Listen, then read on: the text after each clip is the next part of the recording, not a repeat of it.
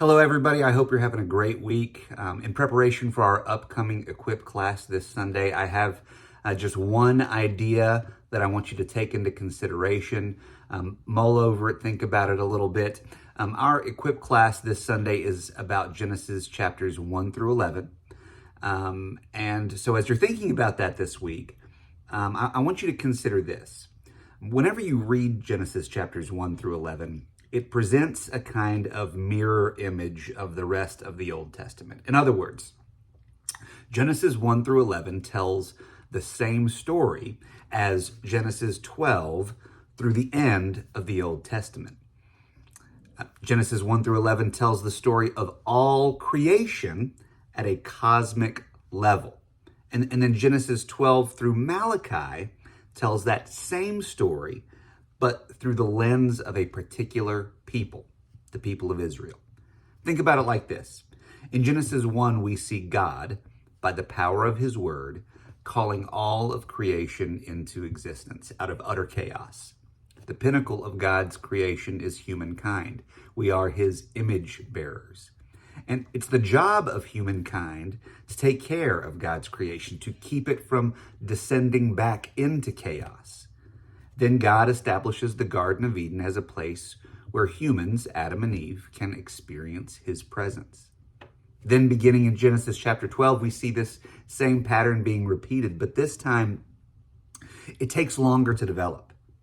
First, Abraham is called by the word of God again, out of the chaos of his pagan religion to follow the one true God.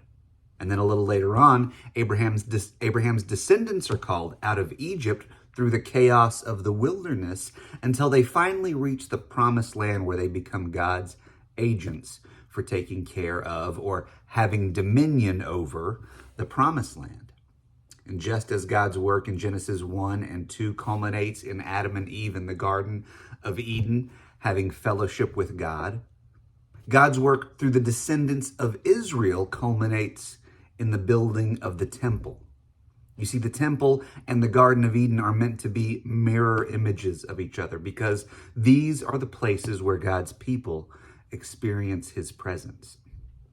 But as we know, just as Adam and Eve fail in their calling, so too do the descendants of Abraham fail in their calling.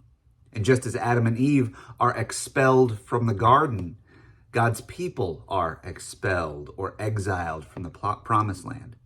But it doesn't end there. The pattern repeats itself. God's people regroup.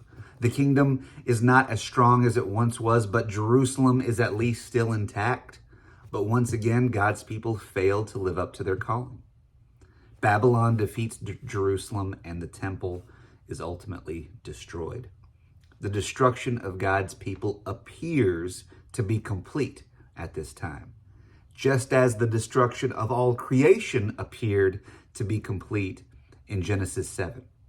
You see, the great flood which destroyed the earth in Genesis 7 is a mirror image of Babylon's destruction of Jerusalem and the temple.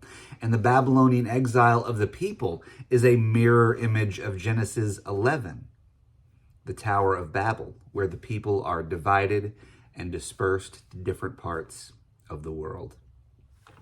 In this way, reading Genesis 1 through 11 is like holding up a mirror to Genesis 12 through Malachi. They both tell the same story about creation. The first one is told at a cosmic level. The second is told through the lens of a particular people, God's people. And they repeat the same patterns over and over again. And so as we lead up to our discussion of Genesis chapters 1 through 11, I just want you to take some time to consider how this idea that Genesis 1 through 11 tells the same story as Genesis 12 through Malachi, just from a sort of 10,000 foot level. How does that change the way that you read both Genesis chapters 1 through 11 and the rest of the Old Testament? Hope y'all have a good week.